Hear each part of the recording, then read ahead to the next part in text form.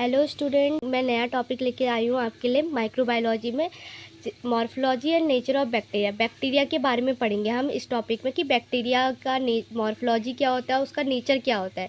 ठीक है, ये हमारा माइक्रो का पार्ट है। मैं इसमें माइक्रो में bacteria first part cover up करने जा रही हूँ। ठीक है, सबको पता है कि जो बैक्टीरिया है वो हमारे क्या होता है, छोटा होता है, बहुत छोटा होता है, जिसको हम बैक्टीरिया को हम नेकेड आई से नहीं देख सकते।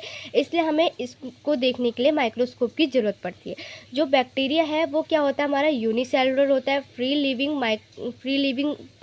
लिविंग का मतलब कि वो फ्रीली हमारे उसमें मिलता है। Microscopic micro organism capable of performing all the essential function of life. ठीक है, ये जितने भी फंक्शन होती है लाइफ की, ये बैक्टीरिया है कैपेबल होता है इसको करने की। और ये बहुत छोटा होता है, इसलिए हमें इसको माइक्रोस्कोप से ही ये विजुअलाइज होता है। ये दोनों कंटेन करते हैं, बोथ डीएनए और आरएनए, दोनों चीज़ इसमें प्रेजेंट होती है। या तो वो डीएनए होगा या तो उसमें आरएनए होगा। ठीक है, अब बैक्टीरिया की साइज़ की बात करते हैं। जैसे कि मैंने बताया, बैक्टीरिया जो होता है हमारा बहुत छोटा होता है, जिसको हमें देखने के लिए माइक्रोस्कोप की ज़रूरत पड़ती है। ठीक है, under a high magnification power में देखते हैं, 100x में हम इस बैक्टीरिया को देख सकते हैं। जो क्या कहते हैं, हमारा बैक्टीरिया है वो हमारे क्या होता है, प्रोकैरियोटिक और यूकैरियोटिक कंटेन करता है। जो बैक्टीरिया है वो सेल कंटेन करता है, प्रोकैरियोटिक और यूकैरियोटिक। प्रोकैरियोटिक और यूकैरियोटिक के मेन डिफरेंस क्या होता है। जो प्रोकैरियोटिक होता है वो सेल मेम्ब्रेन कंटेन नहीं करता, कोई भी मेम्ब्रेन स्ट्रक्चर कंटेन नहीं करता। और जो यूकैरियोटिक है वो मेम्ब्रेन कंटेन करते हैं। सेल ऑर्गेनेल्स वेल डिफाइन होते हैं, इसमें वेल डिफाइन नहीं होते। प्रोकैरियोटिक में सेल ऑर्गेनेल्स जो है वो डिफाइन नहीं होते। सेल ऑर्गेनेल्स कौन कौन से हो गए, जैसे हमारे राइबोसोम हो गया, माइटोकॉन्ड्रिया हो गया, और बहुत सारी जो गोल्गी अपरेटस हो गया, ये क्या कहते हैं, प्रोकैरियोटिक में वेल डिफाइंड नहीं होगा, ये इसका डेवलप यहाँ नहीं होता है। पर जो यूकैरियोटिक में होता है उसमें क्या होगा कि ये राइबोसोम माइटोकॉन्ड्रिया वेल डिफाइंड होते हैं। अब डीएनए की बात करते हैं तो प्रोकैरियोटिक में डीएनए जो सिंपल फ्रीली ऐसे सिंपली ऐसे प्रेजेंट होगा, सिंपल ऐसे उसमें प्रेजेंट होगा। पर क्या कहते हैं, जो प्रोकैरियोटिक में डीएनए है वो सर्कुलर फॉर्म में प्रेजेंट होता है। राइबोसोम जो होता है प्रोकैरियोटिक में छोटा होता है, मतलब ये बहुत छोटा होता है। और इसमें यूकैरियोटिक में राइबोसोम लार्ज होता है, इसमें हमारा 70S होता है और इसमें हमारा 80S राइबोसोम होते हैं। ठीक है, ये क्रोमोसोम, इसमें जो प्रोकैरियोटिक में क्रोमोसोम जो है वो सिंगल होते हैं और यूकैरियोटिक में क्रोमोसोम जो है पेयर में प्रेजेंट होते हैं। जो प्रोकैरियोटिक कौन कौन से हो गए, हमारा ब्लू ग्रीन एल्गी हो गया, बैक्टीरिया हो गया।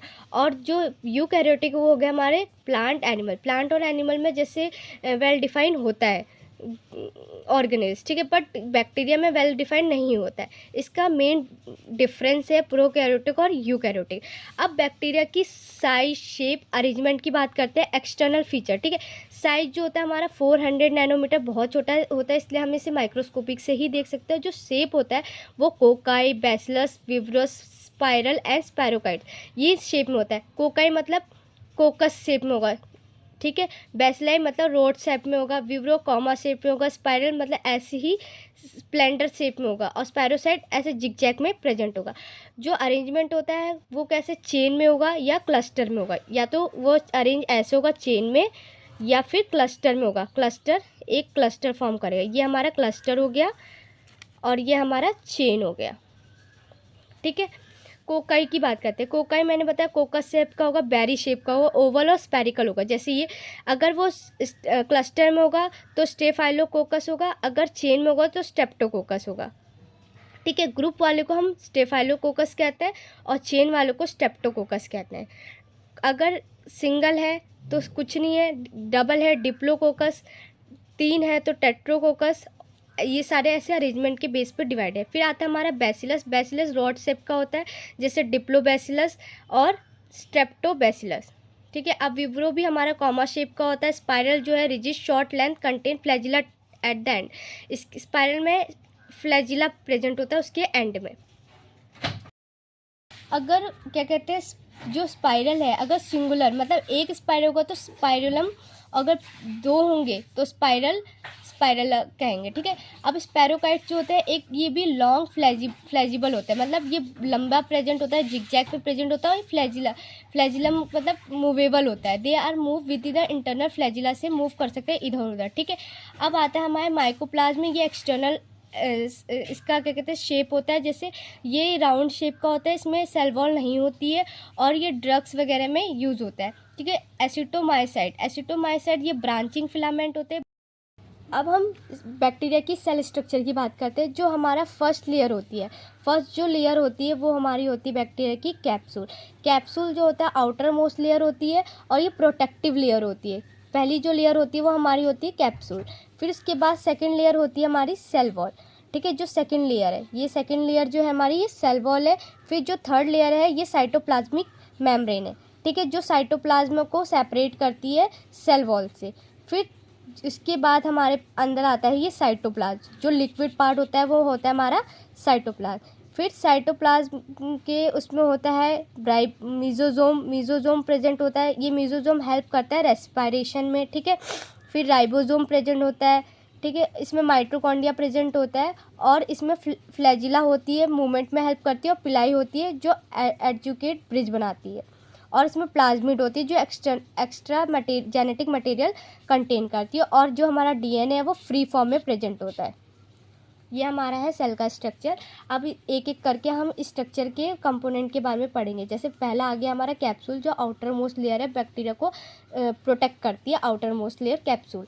अब हम पढ़ेंगे कैप्सूल जो होता है आउटर मोस्ट लेयर होती है, ये सीक्रेट होता है, बैक्टीरिया जो है वो सीक्रेट करता है स्टिकी जेल अराउंड, एक जो स्टिकी मतलब चिपचिपा जेल जो है वो सेल वॉल के ऊपर सीक्रेट करता है, ठीक है। इफ़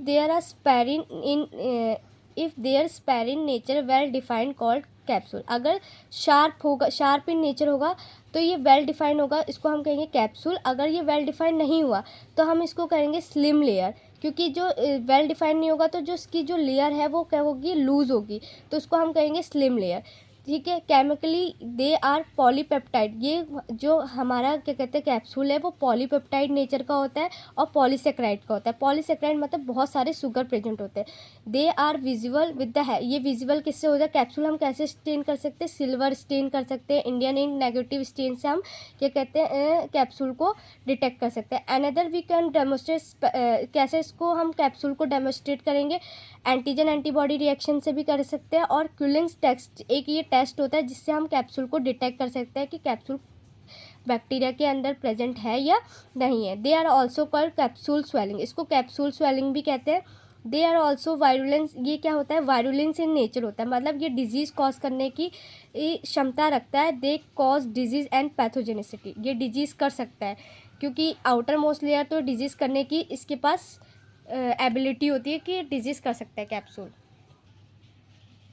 अब कैप्सूल के पास होती है कि इस इन्फेक्शन करने की इसके पास एबिलिटी होती है, और ये इम्यून को भी इंड्यूस करता है। जैसे अगर बैक्टीरिया एंटर करता है तो बैक्टीरिया एंटर करेगा तो कैप्सूल क्या होगा कि वो फॉरेन पार्टिकल ही, बैक्टीरिया हमारे लिए फॉरेन हुआ। अब जो कैप्सूल है वो क्या करेगा, जितने भी इम्यूनिटी होते हैं हमारे इम्यून कॉम्प्लेक्स, जैसे कॉम्प्लीमेंट्री जितने भी न्यूट्रोफिल बेसोफिल, उनको क्या करेगा, इंड्यूस करेगा, ठीक है। अब फंक्शन, कैप्सूल का फंक्शन क्या है, मैंने बताया था कि आउटर मोस्ट लेयर तो ये प्रोटेक्शन का हेल्प करेगा, प्रिवेंट करेगा फैगोसाइटोसिस, जो मैक्रोफेज है वो फैगोसाइटोसिस करने के लिए उससे प्रिवेंट करेगा। It prevent destruction by lytic enzyme, इसके पास एक एंजाइम होगा उसको टूटने से प्रिवेंट करेगा। ये दो टाइप के होते हैं, कैप्सुलेटेड और नॉन कैप्सुलेटेड। अगर कैप्सूल प्रेजेंट हुई तो वो कैप्सुलेटेड हुई, अगर कैप्सूल अब्सेंट हुई तो वो नॉन कैप्सुलेटेड हुई। अब हम सेकंड आता है हमारा सेल वॉल, सेकंड लेयर होती है हमारी सेल वॉल। सेल वॉल जो होती है हमारी टफ एंड रिजिड स्ट्रक्चर, बहुत ज़्यादा हार्ड और रिजिड होती है। इसका जो सेल वॉल होता है वो 10 से 25 नैनोमीटर होती है, ठीक है। दैट्स वाई इट, ये विजुअल, इसलिए हम इसको इलेक्ट्रॉन माइक्रोस्कोप में ही देख सकते हैं। जो सेल वॉल है वो प्रेजेंट किसके बीच में होती है, कैप्सूल और साइटोप्लाज्मिक मेम्ब्रेन के बीच में ये सेल वॉल प्रेजेंट होती है, और इसमें न्यूक्लियोपेप्टाइड कंटेन करती है, न्यूक्लियोपेप्टाइड कंपाउंड कंटेन करती है, जैसे एन एसिटाइल ग्लूकोसामाइन और एन एसिटाइल म्यूरामिक एसिड, ठीक है। इसको नैग और नैम भी कहते हैं, ठीक है। ये दो जो है न्यूक्लियोपेप्टाइड कंटेन करती है। ठीक है। ये हेल्प करती है, ये टेट्रा चेन की तरह लिंक होती है, हेल्प करती है। ठीक है। इसका जो शेप होता है बहुत ज़्यादा हार्ड होता है।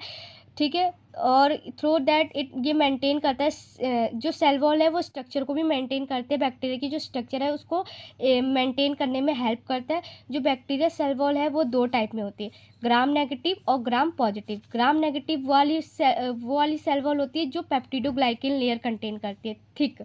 मतलब ग्राम नेगेटिव में थिन पेप्टाइडोग्लाइकेन लेयर होती है, पतली सी लेयर होती है पेप्टाइडोग्लाइकेन की, जो कि 2 नैनोमीटर होती है, और ये लाइपोसैकेराइड की लेयर भी कंटेन करता है। पर जो ग्राम पॉजिटिव है वो थिक पेप्टिडोग्लाइकेन की लेयर, मतलब मोटी परत पेप्टाइडोग्लाइकेन की लेयर होती है, जैसे 16 से 18 नैनोमीटर। ठीक है। इट कंटेन सिग्निफिकेंट अमाउंट, ये टिकोइक एसिड भी कंटेन करता है। जो ग्राम नेगेटिव है, it space in between outer and inner peripheral space होती है। इन 2 आउटर एंड इनर जो होती है उनके बीच में जो स्पेस होती है उसको कहते हैं पेरिफेरल स्पेस। और जो ग्राम पॉजिटिव है वो तिकोइक एसिड कंटेन करती है। तिकोइक एसिड जो है 2 उसमें होती है, सेल वॉल तिकोइक एसिड और साइटोप्लाज्मिक तिकोइक एसिड। सेल वॉल में जो पेप्टिडोग्लाइकेन से लिंक होगी, और साइटोप्लाज्मिक में क्या होगा, जो साइटोप्लाज्मिक से लिंक होगी। अब नेक्स्ट आता है साइटोप्लाज्मिक मेम्ब्रेन। साइटोप्लाज्मिक मेम्ब्रेन जो होती है हमारी 3rd मेम्ब्रेन होती है, जो कि साइटोप्लाज्म को और सेल वॉल से सेपरेट करती है, उसको कहते हैं साइटोप्लाज्मिक मेम्ब्रेन। साइटोप्लाज्मिक मेम्ब्रेन का जो थिकनेस होती है वो 5 से 10 नैनोमीटर होती है। Elastic semi permeable membrane layer भी कहते हैं, क्योंकि ये कुछ सेलेक्टिव चीज़ों को ही आने देती है, बाकी को बाहर ही रहने देती है। विच लाई बीनीथ द सेल वॉल, मतलब ये सेल वॉल और साइटोप्लाज्म के बीच में होती है। इसको भी हम इलेक्ट्रॉन माइक्रोस्कोप से देखते हैं। इसमें 3 लेयर कंसिस्ट करती है मेम्ब्रेन में, और ये केमिकली किससे बनी होती है, लिपिड और प्रोटीन मॉलिक्यूल से बनी रहती है। साइटोप्लाज्मिक मेम्ब्रेन जो है वो हमारी ऑस्मैटिक बैरियर की तरह भी काम करती है। ठीक है। It is a site of numerous in the active transport of selective nutrient. ये कुछ स्पेसिफिक न्यूट्रिएंट को ही अंदर आने देता है। जैसे मैंने बताया था सेमी परमेबल मेम्ब्रेन, सेमी मतलब स्पेसिफिक चीज़ों को ही अंदर आने देना। ये कंट्रोल करती है फ्लो को, इनफ्लो और आउटफ्लो को भी मैनेज करके रखती है। फिर आता है हमारा 4th साइटोप्लाज्म, जो लिक्विड पार्ट होता है उसके अंदर। ठीक है। ये जेल लाइक वाटर सॉल्यूशन होती है। साइटोप्लाज्म सेल ऑर्गेनेल्स कंटेन करती है, जैसे हमारे होगी plasmid, ribosome, mesosome, DNA, genetic material, ये सब क्या करती है, साइटोप्लाज्म हमारा कंटेन करता है। पहला आता है इसमें क्रोमोसोमल डीएनए। क्रोमोसोमल डीएनए में क्या होता है, basically contain genetic code. Chromosomal DNA मतलब जेनेटिक मटेरियल जैसे इसमें अपना जीन्स और डीएनए आरएनए चीज़ें कंटेन करता है बैक्टीरिया। ठीक है। ये डबल स्टैंडर्ड होता है। जो इसमें डीएनए है, जेनेटिक मटेरियल जैसे डीएनए हुआ, डीएनए कंटेन किया, जो डीएनए है वो डबल स्टैंडर्ड में प्रेजेंट होगा, पर हिस्टोन नहीं होगा। हिस्टोन अगर हिस्टोन होता तो सर्कुलर फॉर्म में होता डीएनए। पर मैंने बताया था कि प्रोकैरियोटिक वाले में क्या होता है कि जो डीएनए है वो सिंगुलर होता है, प्रेजेंट सिंपल फ्री फॉर्म में प्रेजेंट होता है, तो इसमें हिस्टोन नहीं होता है। डीएनए जो है इस लूप और सर्कुलर नॉट इसमें नहीं होता है। It is not bounded by nuclear membrane से बाउंडेड भी नहीं होता है, और ये बाइनरी फ्यूजन करता है। ठीक है। मल्टीप्लिकेशन कैसे करता है बैक्टीरिया, बाइनरी फ्यूजन से। फिर आता है हमारा प्लाज्मिड। जैसे मैंने बताया था, प्लाज्मिड जो है एक्स्ट्रा जेनेटिक मटेरियल कंटेन करके रखता है। ये जो एक्स्ट्रा जेनेटिक मटेरियल इसलिए कंटेन करता है, जब दूसरा बैक्टीरिया को ट्रांसफ़र करने के लिए, अगर जो बैक्टीरिया वो रेप्लिकेट किया, अब रेप्लिकेट करने के बाद उसके पास उसको भी जेनेटिक मटेरियल उसका होना चाहिए। इस वजह से जो पहला वाला बैक्टीरिया है वो प्लाज्मिड के थ्रू दूसरे वाले बैक्टीरिया को क्या करेगा, जेनेटिक मटेरियल दे देगा। फिर राइबोसोम की बात करते हैं। राइबोसोम से समझ में आ रहा है कि centre for protein synthesis. Ribosome जो हमारा हेल्प करता है प्रोटीन सिंथेसिस में हेल्प करता है। बैक्टीरिया जो है वो कंटेन करता है 70S प्रोटीन। जो 70S है वो कैसे स्प्लिट होगा, 50S और 30S में। ठीक है। सैडविच ने डिस्कवर किया था, उन्होंने डिवाइड किया था 50S और 30S प्रोटीन को। फिर आता है हमारा मेसोसोम जो हमारे बैक्टीरिया सेल वॉल में साइटोप्लाज्म में प्रेजेंट होता है। ये प्रेजेंट होता है अराउंड द सेप्टिक वॉल में प्रेजेंट होता है। जैसे मैंने बताया था कि इसमें प्रेजेंट होगा मेसोसोम।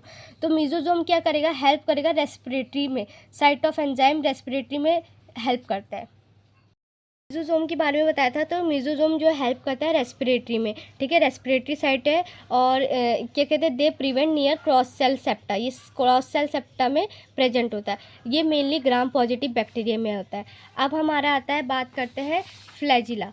फिर आता है नेक्स्ट कंपोनेंट फ्लैजिला। फ्लैजिला जो होता है हमारा लॉन्ग एंड थिन नेचर का होता है, ये कंपोज करता है फ्लैजिलिन प्रोटीन। ठीक है, फ्लैजिलिन प्रोटीन से बना होता है फ्लैजिला, और ये लॉन्ग और थिन होता है। ये हेल्प करता है हमारे एंटीजेनिक में, और क्या कहते हैं, ये इम्यून रिस्पॉन्स को इंड्यूस करता है। ठीक है, जो फ्लैजिला है वो 3 पार्ट में होता है, filament, hook and bezel body, 3 उसके पार्ट होते हैं।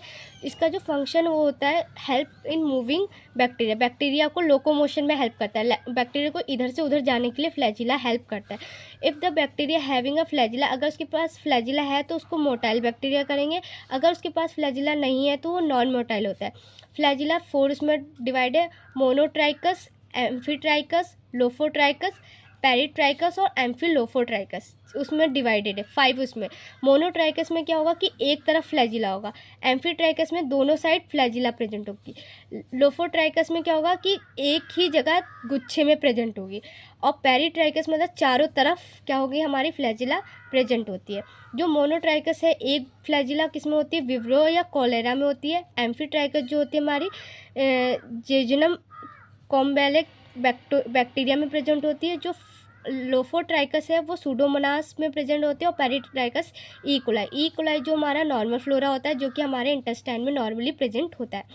एम्फिलोफोट्राइकस मतलब गुच्छे में तो प्रेजेंट होगा दोनों तरफ।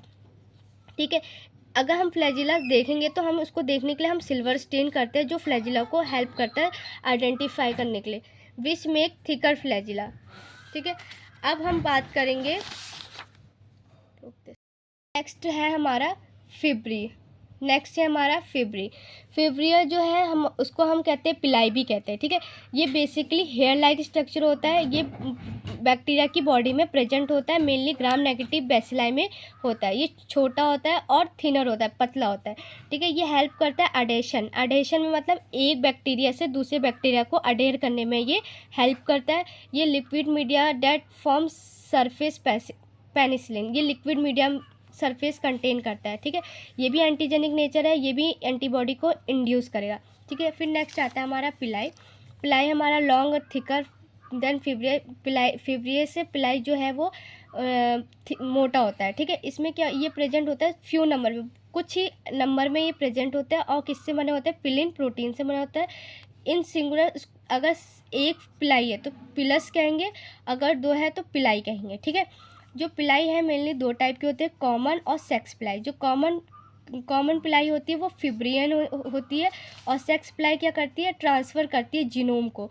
जैसे प्लाज्मिड है, ये बैक्टीरिया है और ये बैक्टीरिया है, इसमें प्लाज्मिड है, इसमें कुछ नहीं है। अब ये जैसे प्लाज्मिड है, अब ये प्लाज्मिड को ट्रांसफ़र करना है दूसरी बैक्टीरिया में, तो ये एक कंजुगेशन ब्रिज बनाएंगे, अटैच करेंगी किससे, सेक्स प्लाई। इसमें प्लाई ये कंटेन होती है, प्लाई से कंजुगेटेड ब्रिज बनाएगी, उससे क्या होगा, ये प्लाज्मिड क्या होगा यहाँ पे ट्रांसफ़र हो जाएगा दूसरी बैक्टीरिया में।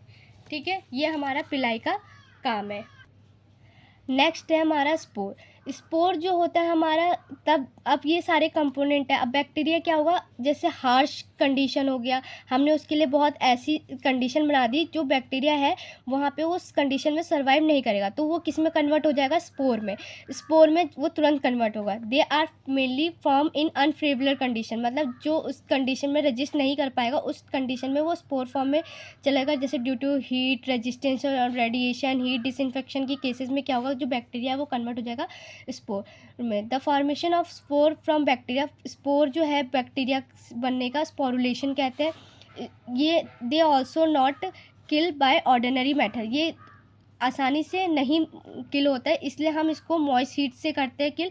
जैसे हमारा मॉइस्ट हीट में इसको किल करने ऑटोक्लेम से हम इसको ईजिली किल कर सकते हैं।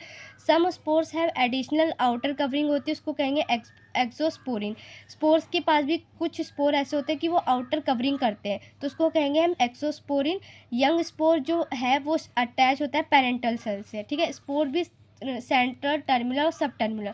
अगर सेंट्रल बल्गी मतलब सेंटर में प्रेजेंट है ऊपर में, तो उसको हम सेंट्रल बल्गिंग कहेंगे।